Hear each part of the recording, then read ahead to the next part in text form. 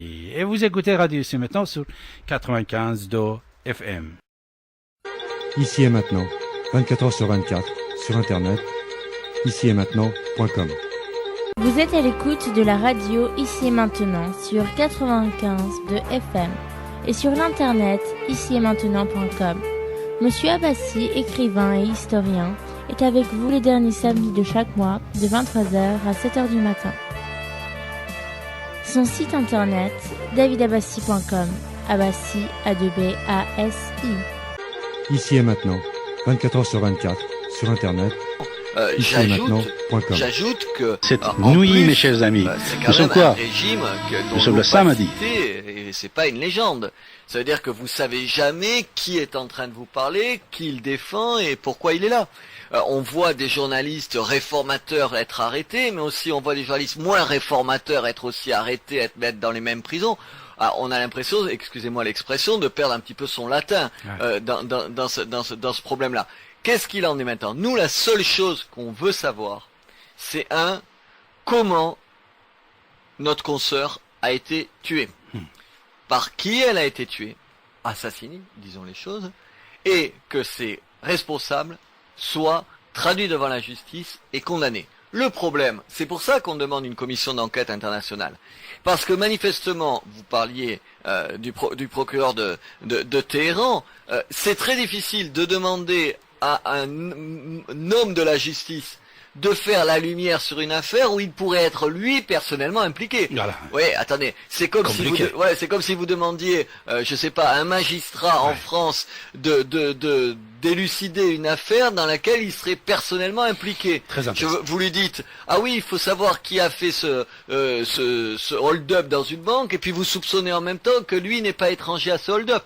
Or, c'est ça auquel on assiste. On se demande si les gens qui sont chargés d'élucider cette affaire, ce sont pas en partie ceux qui sont à la cause, peut-être même ceux qui ont tué Madame Kazami. Donc c'est un petit peu invraisemblable. C'est pour ça qu'aujourd'hui, il me semble qu'il faut obtenir deux choses dans cette affaire-là.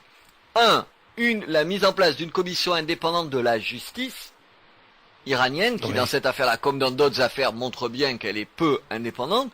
D'autre part, il faut rapatrier le corps au Canada, comme l'a d'abord demandé le fils de Madame Kazemi, et maintenant ses parents. Vous avez vu qu'ils se sont finalement associés à leur fils pour demander qu'elle soit inhumée, et en plus qu'on puisse éventuellement au Canada faire d'autres investigations sur son corps, d'autres études par des médecins légistes réellement indépendants de tout pouvoir.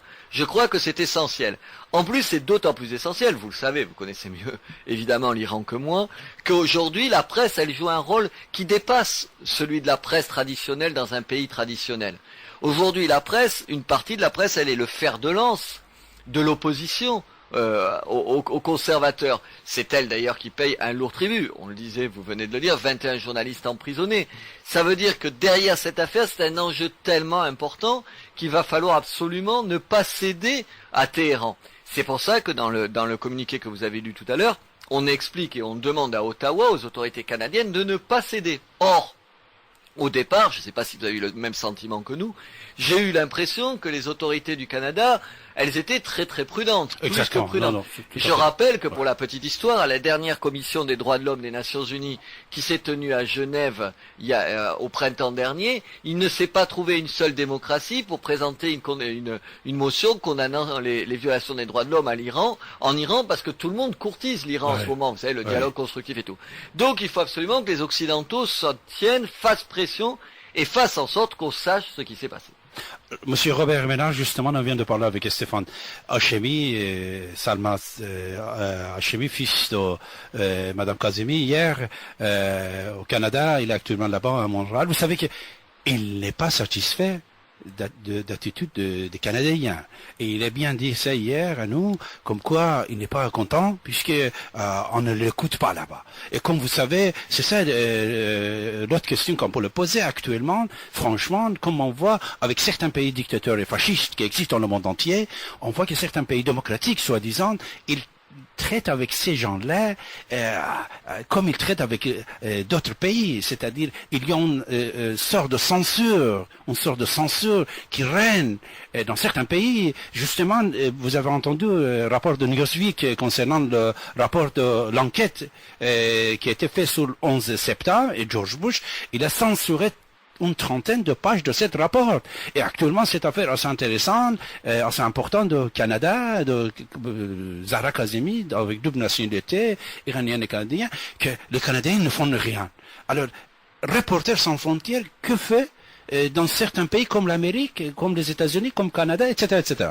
Mais écoutez, on essaie de faire pression. Le problème, c'est que spontanément, on se dit, le gouvernement canadien, il est du bon côté. Mais on a le sentiment, comme vous, on l'a constaté, je vous précise que le fils de Madame Kazemi participe à toutes les conférences de presse aux côtés de Reporters sans frontières sur place, parce qu'il parle bien français, au Canada, et puis on le soutient parce qu'effectivement, il faut que les autorités canadiennes tapent du poing sur la table.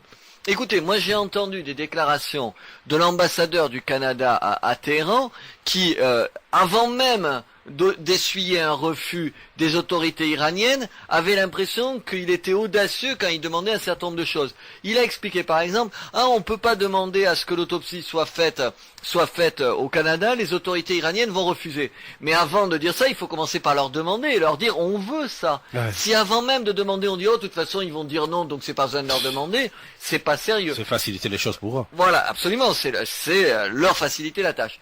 J'ai le sentiment quand même que comme il y a, vous le disiez, une grosse mobilisation autour de cette affaire, il me semble aujourd'hui que les autorités canadiennes sont un peu plus punchy, excusez-moi l'expression, un peu plus battantes. J'ai ce sentiment-là. On va le voir.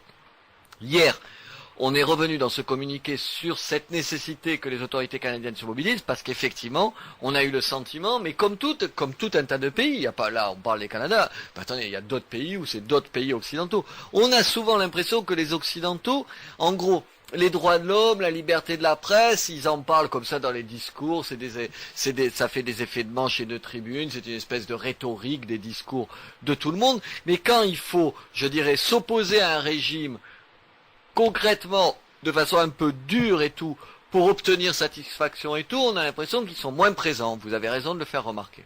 Monsieur Robert Ménard, comme vous savez, dans la politique de la radio ici maintenant, c'est de prendre des appels. Je crois que nous avons plusieurs personnes. On va prendre Flore, c'est ça Flore. Flore, bonjour Flore. Bonjour messieurs, bonjour monsieur Abbassi, bonjour monsieur Ménard. Bonjour. Justement, j'avais une question que déjà vous avez répondu en vous écoutant, j'ai trouvé ma réponse, mais par contre, en attendant, je vais vous dire que il me semble qu'aujourd'hui c'est la journée nationale des journalistes en Iran. C'est ce que j'ai appris sur Internet, je ne sais pas si vous êtes au courant. Je vous avoue que non. Pardon ? Je vous avoue que non. Voilà, moi non plus, je ne le savais pas, je viens de l'apprendre sur Internet. Alors, par contre, je vous pose une question spontanée à ce propos. Qu'est-ce que vous avez comme message pour les journalistes en Iran, si aujourd'hui c'est la journée des journalistes en Iran?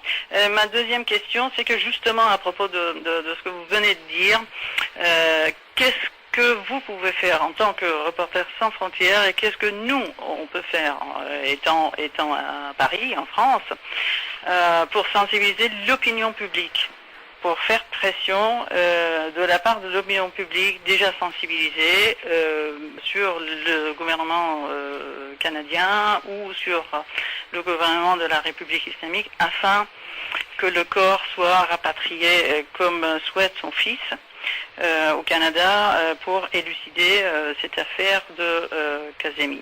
J'ai une autre question à monsieur Abbassi également à ce propos. Est-ce que vous pensez que l'affaire Kazemi, comme disait monsieur Ménard tout à l'heure, est-ce que cette affaire pourrait devenir ce qu'on peut appeler une Kazemi Gate?